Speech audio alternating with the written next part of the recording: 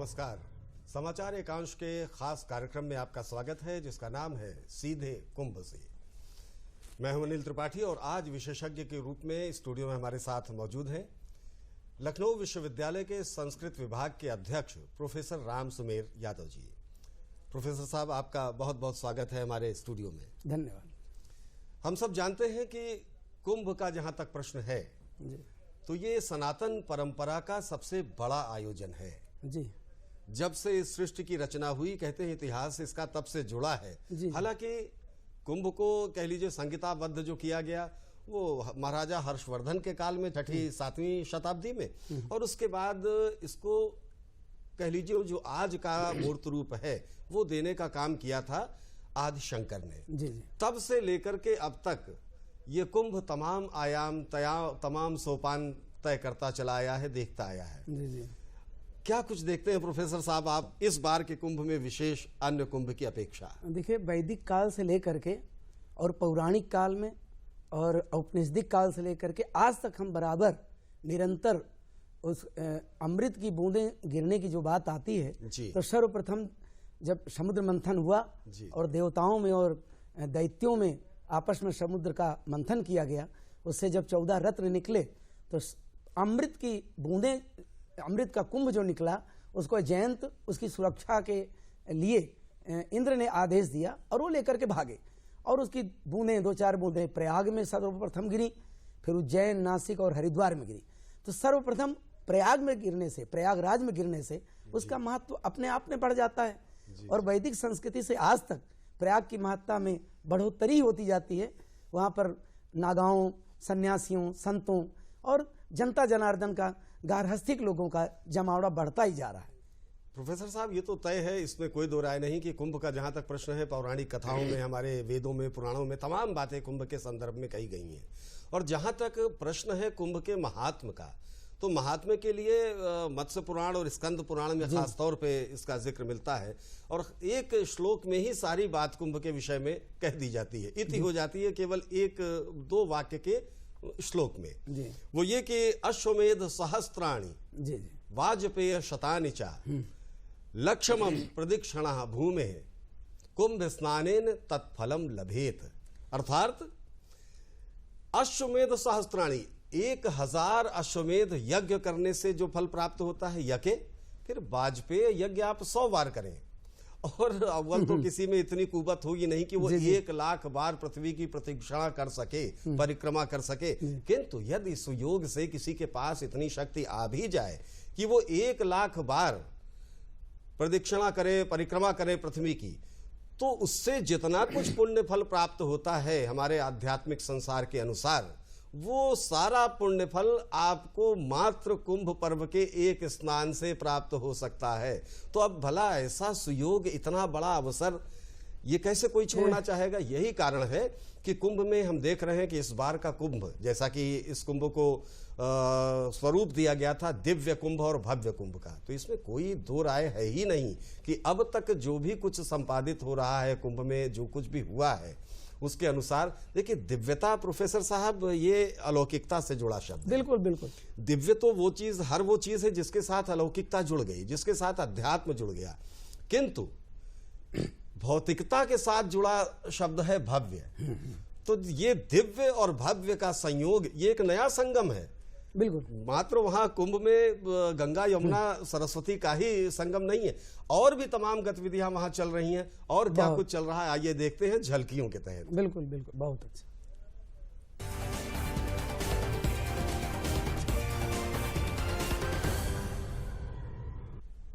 प्रयागराज कुंभ में भारतीय जनता पार्टी के राष्ट्रीय अध्यक्ष अमित शाह ने अपने दौरे के दौरान यमुना नदी के किनारे स्थित जूना अखाड़े के मौजगिरी आश्रम में 151 फीट के त्रिशूल का पूजन किया।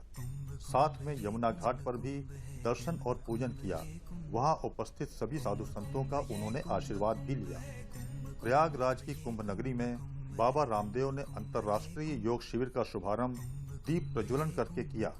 विभिन्न देशों से आए श्रद्धालुओं ने बाबा रामदेव का स्वागत किया और बाबा ने उन्हें योग की अनेक क्रियाओं द्वारा स्वस्थ रहने का मंत्र दिया। इस अवसर पर बाबा रामदेव ने कहा, योग नेचर है, योग साधना है। इस अवसर पर बड़ी संख्या में लोग एकत्र थे। सद्ज्ञान के सहारे भारत जगत गुरु था, पारस था प्यार जिनका, पुरुषार्थ कल्पतरु था। वो पारस था प्यार जिनका, पुरुषार्थ कल्पतरु था। इस 7 दिवसीय योग शिविर में स्वामी चिदानंद सरस्वती जी महाराज, फिल्म निर्माता निर्देशक सुभाष घई और मालिनी अवस्थी मौजूद थे।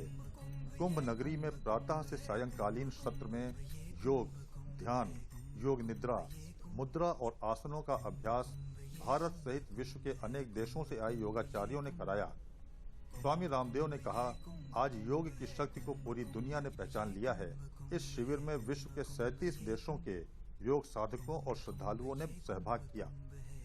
स्वच्छ गंगा स्वस्थ भारत के उद्देश्य को लेकर प्रयागराज की कुंभ धरती पर स्वास्थ्य को लेकर संगम तट पर 36 घंटों की लगातार ट्रेडमिल दौड़ का आयोजन किया गया। नमामि गंगे के तहत आयोजित इस दौड़ का मकसद स्वच्छ भारत, स्वस्थ भारत, निर्मल गंगा व समृद्ध भारत का संदेश है।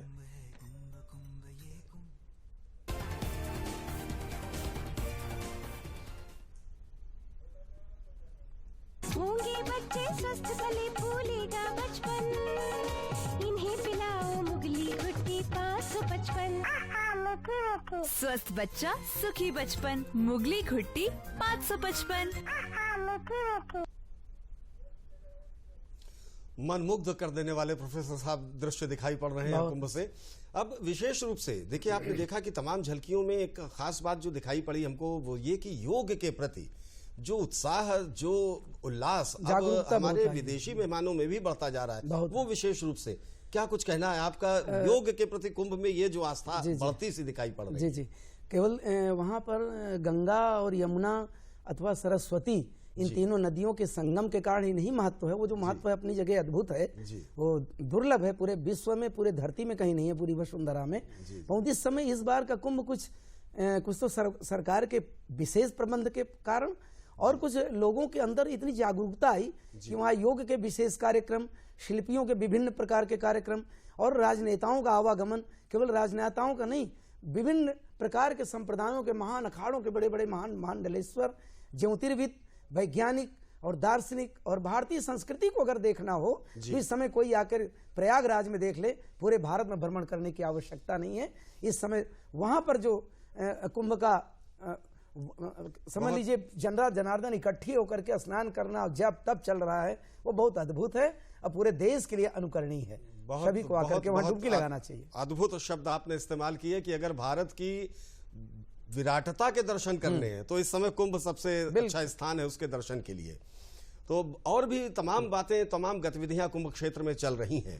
कुंभ क्षेत्र में और भी क्या कुछ हो रहा है आदिवासियों और वनवासियों के लिए खास तौर पे, और उनकी क्या भूमिका है इस कुंभ में, कैसे वो शरीक शामिल हो रहे हैं, आइए देखते हैं।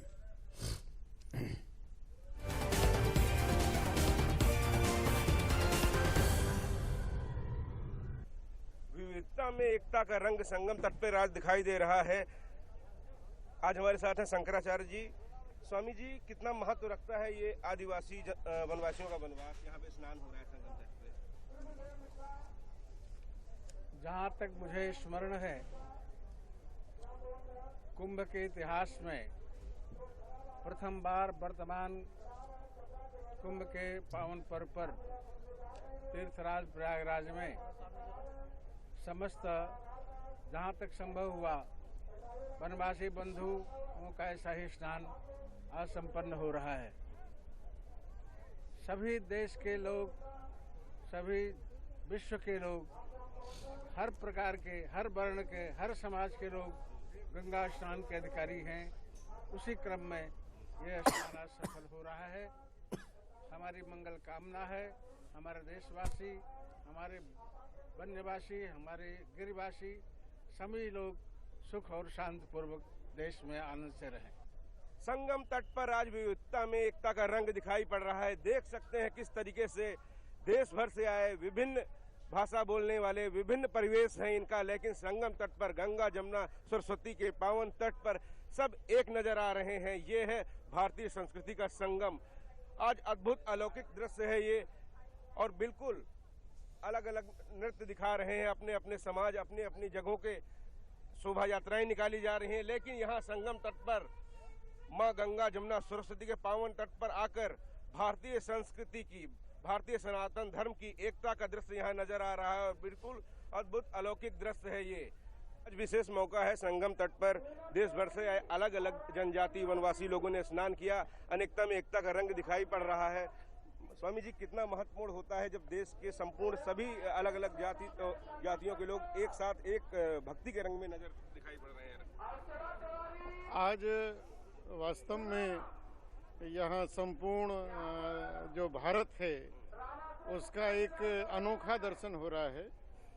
लगभग 8000 जो भारत में सभी प्रदेशों में जनजातीय समाज रहता है उसके लोग यहाँ आए हुए हैं वनवासी कल्याण आश्रम के माध्यम से, और ये अपनी अपनी पारंपरिक वेशभूषा में खुशहाली के गीत गाते हुए ये आज इतना लंबा एक जुलूस के रूप में निकला है। और ये दर्शाता है कि भारत की कितनी प्राचीन संस्कृति है। दिव्य और भव्य कुंभ में आज अनेकता में एकता का रंग दिखाई दिया। भारत देश के अलग अलग जगहों से आए लोगों ने यहाँ पर संगम तट पर स्नान किया, और बिल्कुल आज सामाजिक एकता, सामाजिक समरसता का एक बड़ा दिन था। आज वनवासी समाज के द्वारा किया गया संगम में स्नान बिल्कुल भारत की भव्यता को दिखाता है, सनातन धर्म की एकता को दिखाता है, और बिल्कुल यहाँ से आज जाने के बाद कहीं न कहीं पूरे देश में प्रचार प्रसार और भाईचारे का, प्रेम का संदेश जाएगा। लाल साहब और राजेश तिवारी के साथ विकास सिंह, डीडी न्यूज, प्रयागराज। प्रयागराज में आयोजित दिव्य कुंभ की भव्यता की ये महत्तम ऊंचाई है, जब केवल देश और विदेश से ही श्रद्धालु आकर के संगम नगरी में गंगा के तट पर स्नान कर रहे हैं, बल्कि वनों से भी निकल करके वनवासी जो समाज में कहीं न कहीं अलग थलग पड़े रहते हैं, वो भी हजारों की संख्या में आकर के यहाँ पर संगम तट पर स्नान कर रहे हैं। ये हमारे पीछे आप देख सकते हैं, ये वनवासी कल्याण आश्रम की शोभा यात्रा है।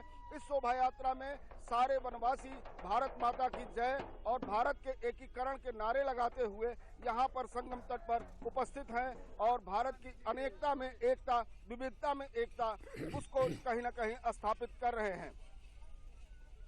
वनवासियों का ये विविध रूप दर्शाता है कि भारत की वह विविधता और एकता किस तरह से एक रूप में आकर के इस संगम तट पर भारत की, एकीकृत भारत की स्थापना करती है। किस तरह से ये भारत की झांकी बनती है। हमारे साथ है आपका नाम? मेरा नाम सच्चिदानंद, मैं गोरखपुर से हूँ जी। ये क्या कार्यक्रम है, किस तरह से आयोजित किया जा रहा है?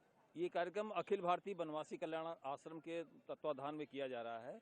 अपना सोच ये है कि पूरे भारतवर्ष में जो जनजाति समाज है और आदिवासी समाज है, वो अलग थलग पड़ के अपने अपने कुनबों में, अपने अपने एरिया में सीमित रहती है। वो है तो हिंदू धर्म का एक पार्ट, लेकिन उनको हिंदू धर्म की बृहत्ता और का अनुभव नहीं है। भारतवर्ष एक है, इसका अनुभव नहीं है।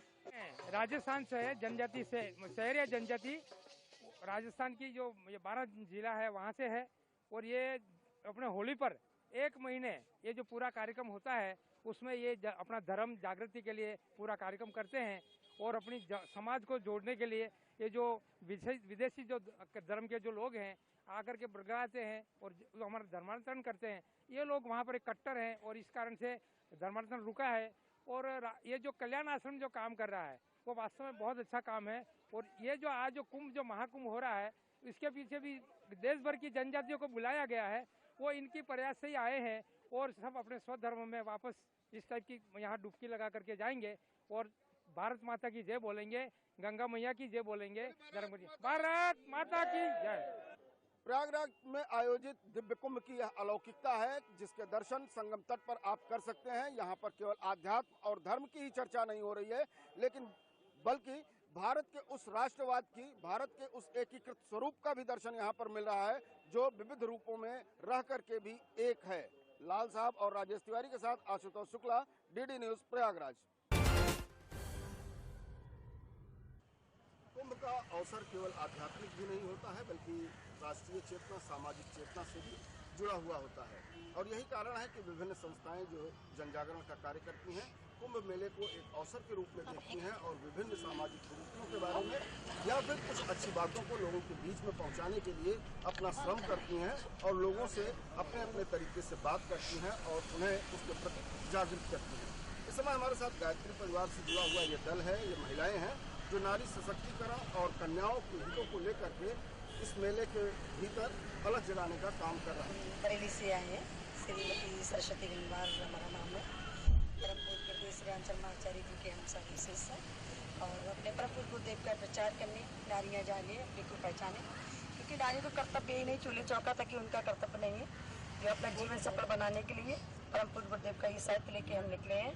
निश्चित रूप से कुंभ एक ऐसा मंच है जहां पर पूरी दुनिया तक अपने संदेश को पहुंचाया जा सकता है और उस अवसर को यहाँ पर यह गायत्री परिवार जो है पूरी तरीके से उठा रहा है और नारी किस तरह से सशक्त हो सकती है, चूल्हे चौके से बाहर आकर के समाज के विभिन्न क्षेत्रों में अपना योगदान दे सकती है, इसको लेकर के भी यह जागरण का कार्य किया जा रहा है।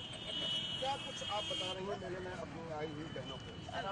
हम अपनी बहनों को यही बताना चाहते हैं कि हम बिना संस्कार के हमारा जो शरीर जो हमने जन्म लिया है केवल यहीं तक जो चल रही है परंपरा यहाँ तक नहीं है, इससे आगे भी है। हम ऊपर उठ सकते हैं, हमारे विचार हमारे उत्कृष्ट हो सकते हैं और वो हमारे अंदर विचार उत्कृष्ट होने से संस्कार हमारे अंदर आ जाएंगे। संस्कार जब हमारे अंदर आ जाएंगे तो हमारे परिवार में संस्कारशाला बन जाएगी। जीवन किस तरह से अनुशासित रख करके समाज और राष्ट्र के लिए समर्पित किया जा सकता है, अपने को अनुशासन में बांध करके किस तरह से समाज को बिना किसी बंधन के अनुशासित किया जा सकता है और इसी प्रयोग को करने के लिए यहाँ पर जन जागरण का यह अभियान चल रहा है। लाल साहब और राजेश तिवारी के साथ आशुतोष शुक्ला, डीडी न्यूज़ प्रयागराज।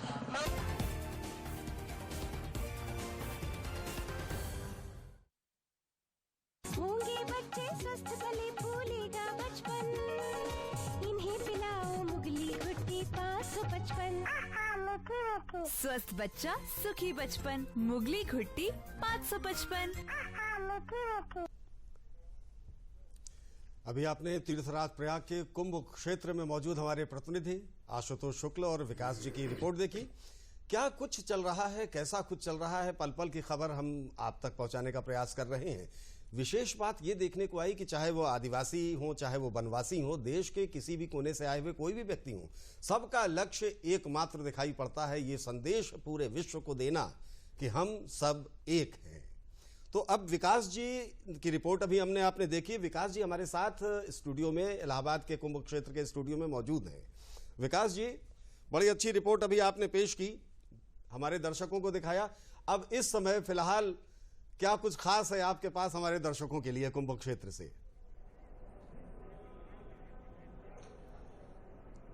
विकास जी, आपको मेरी आवाज मिल रही है? जी बिल्कुल अनिल, कुंभ में दिव्य कुंभ, भव्य कुंभ की बात सार्थक हो रही है। लगातार ऐसे कार्यक्रम हो रहे हैं जिनसे भारतीय संस्कृति के यहाँ दर्शन हो रहे हैं। आज एक सामाजिक समरसता का कार्यक्रम किया गया जिसमें देश के विभिन्न जगहों से आए हुए लोगों ने स्नान किया। अनुसूचित जाति, जनजाति और वनवासी लोगों ने स्नान किया। अपने आप में अद्भुत कार्यक्रम था और एक विशेष कार्यक्रम हम आपको अभी दिखाएंगे। हमारे स्टूडियो में प्रभात आए हुए हैं और ये गंगा संगम के ऊपर अपनी परफॉर्मेंस प्रस्तुत करेंगे। प्रभात, मैं चाहूंगा आप इसे रेडी करें। जी बिल्कुल बिल्कुल। नमामि गंगे बोल, नमामि गंगे, नमामि गंगे, नमामि गंगे बोल। ये दिव्य कुंभ है, दिव्य कुंभ, ये दिव्य कुंभ है दिव्य, ये दिव्य कुंभ है दिव्य कुंभ, ये दिव्य कुंभ है दिव्य। नमामि गंगे, नमामि गंगे, नमामि गंगे बोल, नमामि गंगे, नमामि गंगे, नमामि गंगे बोल। केवल नदी नहीं हमारी माता है, सदियों से पुराना अपना नाता है। केवल नदी नहीं हमारी माता है, सदियों से पुराना अपना नाता है। स्वच्छो तट गंदगी मुक्त, स्वच्छो तट गंदगी मुक्त, करें प्रयास हम संयुक्त, एक ही सुर में हर बंदे। नमामि गंगे, नमामि गंगे, नमामि गंगे, नमामि गंगे। नमामि गंगे नमामि गंगे नमामि गंगे बोल, नमामि गंगे नमामि गंगे नमामि गंगे बोल। ये दिव्य कुंभ है दिव्य कुंभ, ये दिव्य कुंभ है दिव्य, ये दिव्य कुंभ है दिव्य कुंभ, ये दिव्य कुंभ है दिव्य। यहाँ ज्ञानी ध्यानी धुनी रमाए, ज्ञानी ध्यानी धुनी रमाए, गंगा दर्शन से तर जाए, दिल से बोलो गंगा मैया की जय। ये दिव्य कुंभ है दिव्य कुंभ, ये दिव्य कुंभ है दिव्य, ये दिव्य कुंभ है दिव्य कुंभ, ये दिव्य कुंभ है दिव्य। मस्त मलंगे पीर है देखो,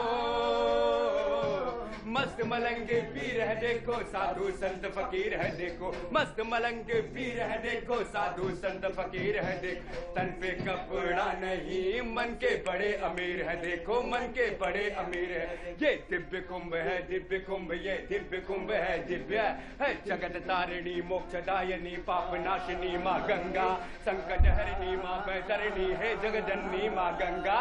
जगत तारिणी मोक्षदायिनी पाप नाशिनी माँ गंगा, संकट हरिणी माँ बैतरणी है जगजननी माँ गंगा। जगत तारिणी मोक्षदायिनी पाप नाशिनी माँ गंगा, संकट हरिणी माँ बैतरणी है जगजननी माँ गंगा, हे जगजननी माँ गंगा, हे जगजननी माँ गंगा। पापुनी के होते माप जिनके हृदय होते साफ, पापुनी के होते माप जिनके हृदय होते साफ, जो पूरी श्रद्धा से आते माँ के पास, माँ के पास पूरी होती उनकी कामना, जिनके मन में है विश्वास, जिनके मन में है विश्वास। तो बिल्कुल अद्भुत था, अद्भुत प्रचार प्रसार था, स्वच्छता का संदेश था, कुंभ की दिव्यता भव्यता की बात थी। आप कुछ सुना रही थी, आप कुछ एक बार फिर से सुनाएं। जी, गंगा और जमुना के संगम पे मैंने 4 मिसरे कहे हैं, वो मैं आपको सुनाना चाहती हूँ। गंगा की और जमुना की जब गुफ्तगू हुई, मिलने की उनमें एक अजब आरज़ू हुई। गंगा की और जमुना की जब गुफ्तगू हुई, मिलने की उनमें एक अजब आरज़ू हुई। इतना बढ़ा ये प्यार की संगम बना दिया, उल्फत ये उनकी हिंद की भी आबरू हुई, उल्फत ये उनकी हिंद की भी आबरू हुई। जी बिल्कुल अनिल, जैसा कि आपने देखा प्रभात और उनकी टीम ने जो परफॉर्मेंस किया है, बिल्कुल ऐसे ही छोटी छोटी चीजें यहाँ देखने को मिलती हैं। बहुत बड़ी बात है प्रभात, दिव्य कुंभ भव्य कुंभ में भव्य आयोजन लगातार जारी है और लोग यहाँ आ रहे हैं, आस्था की डुबकी लगा रहे हैं। जी जी जी जी विकास जी, बहुत अच्छा माहौल है और बहुत अच्छा प्रदर्शन आपके जरिए यहाँ हमारे सभी दर्शकों तक पहुंचा देखने को। एक खास बात विकास जी देखने में आ रही है इस दिव्य और भव्य कुंभ में, ये सनातन परंपरा का नया जय घोष तो है ही, किंतु जो विशेष बात देखने में आ रही है, आपके साथ स्टूडियो में ये मौजूद जितने भी हमारे अतिथि कलाकार हैं, ये सभी युवा वर्ग से आते हैं। इस बार के कुंभ की विशेषता ये है कि युवाओं को खास तौर पे ये आयोजन बहुत आकर्षित कर रहा है। क्या कुछ कहना है इन युवाओं का इस बारे में, अगर आप जान सकें या आप कुछ अपनी तरफ से बताना चाहें?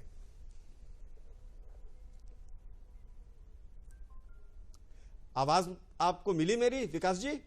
जी अनिल, ये लोग जो जी अनिल मैं ये कह रहा हूं कि युवाओं से जुड़ा ये कुंभ कहा जा सकता है। इस बार के कुंभ को दिव्य और भव्य तो कहा ही जाएगा। युवाओं के लिए विशेष रूप से कुछ ये युवा जो आपके साथ मौजूद हैं, कुछ इनके उद्गार क्या आप देना चाहेंगे, दर्शकों तक पहुंचाना चाहेंगे, या आप और कुछ युवाओं के संबंध में कहना चाहेंगे कुंभ को लेकर? जी जी जी जी अनिल जी, ऐसे कार्यक्रम ये लोग करते हैं, युवा हैं, लोगों को जागृत करने का प्रयास कर रहे हैं, कुंभ के प्रचार प्रसार के बारे में बात कर रहे हैं। प्रभात, कैसे आपकी टीम को ये आइडिया है और क्या कितना लोगों का परफॉर्मेंस ये देखते हैं लोग, कितना आप लोग करते हैं, लोगों को समझाने का प्रयास करते हैं स्वच्छता के बारे में, और क्या चीजें आपको एक ख्याल कैसे आया? जी हाँ, सबसे पहले तो आइडिया ये आया कि आज देश में पूरी दुनिया के लिए सबसे बड़ा मेला है, और ये आइडिया है कि जहाँ पे हमारे देश को इस तरीके से लोगों को दिखाने की जरूरत है, हमारा कल्चर क्या है, हमारी संस्कृति क्या है, और हम किस अपने तरीके से अपने संगीत के माध्यम से, गीत के माध्यम से लोगों को कैसे जागरूक कर सकते हैं। और भी देश यहाँ पे पूरे विश्व की नज़र है अपने मेले पे, तो हम चाहते हैं कि अपने माध्यम से हम स्वच्छता की बात हो, चाहे गंगा की सफाई की बात हो, माँ गंगा की महिमा की बात हो, तरह तरह से हम लोग गाने बना करके जगह जगह पे लोगों के बीच लेकर जा रहे हैं और लोगों के बीच रख रहे हैं। जी, तरह तरह से जो है कह रहे हैं, गाने के माध्यम से, संगीत के माध्यम से गंगा की भव्यता, गंगा की दिव्यता, कुंभ की भव्यता बताई जा रही है। जी अनिल, बहुत बहुत धन्यवाद आपको विकास जी, इन सभी दृश्यों को, इन सभी जानकारियों को हमारे दर्शकों तक पहुंचाने के लिए आपको और आशुतोष जी को बहुत बहुत आभार। प्रोफेसर साहब, जी जी, देख रहे हैं आप ये विशेषता इस बार के कुंभ की, बिल्कुल कि युवाओं का जो आकर्षण है, जो मोह पाश है, मैं तो अभी कवर कर रहा था, कुंभ में देख के आया, कोई भी युवा ऐसा नहीं है जो सेल्फी नहीं लेना चाहता संगम तट पहुंच करके। जी, तो आप क्या कुछ कहेंगे युवाओं के संबंध में, कुंभ को किस तरह देख रहे हैं आप? भारतीय संस्कृति की विशेषता रही है कि आप देखें कि एक एक गली गली पूरे भारत से ही नहीं पूरे विश्व के लोग आकर्षित हैं यहाँ आने के लिए और अपना भाग्य को धन्य मानते हैं अगर कोई आ जा रहा है। इस बार के त्रिपाठी जी और वैशिष्ट्य है कि यहाँ विदेशियों ने इस बार आकर के हमने आगत का स्वागत किया। कुछ लोग कितने नागा हुए, कितने संत हुए और आकर के डुबकी लगा करके अपने को परम सौभाग्यशाली समझते हैं और एक सहिष्णुता बढ़ती है। इतने शीतकाल में जमीन पे कल्पवास करना, जमीन में रेते में लेटना, बिल्कुल, और बिल्कुल, वहाँ जप करना, तप कठिन, करना, तपस्या कठिन, करना कठिन तप, और गंगा कठिन स्नान में 4 बजे भोर में उठकर ब्राह्म मुहूर्त में स्नान करना, ये बहुत बड़ी अलौकिक इसके साथ ही छवि उभरती है। प्रोफेसर साहब, इसके साथ ही और भी तमाम सांस्कृतिक गतिविधियां बहुत भी चल रही हैं। बहुत तो आइए अद्भुत। कुछ उनकी तरफ भी निगाह डालते हैं। जी।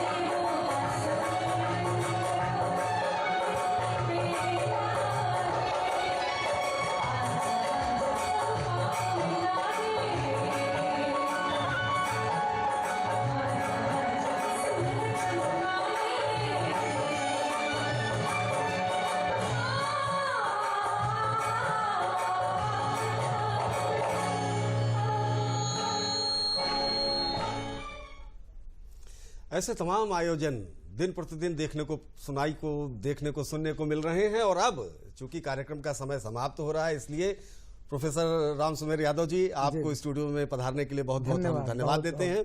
और दर्शकों, आपको इस सूचना के साथ कि अभी ये प्रसारण अनवरत जारी रहेगा सीधे कुंभ से कल देखने के लिए इंतजार कीजिए हमारा और हमें दीजिए अनुमति। नमस्कार।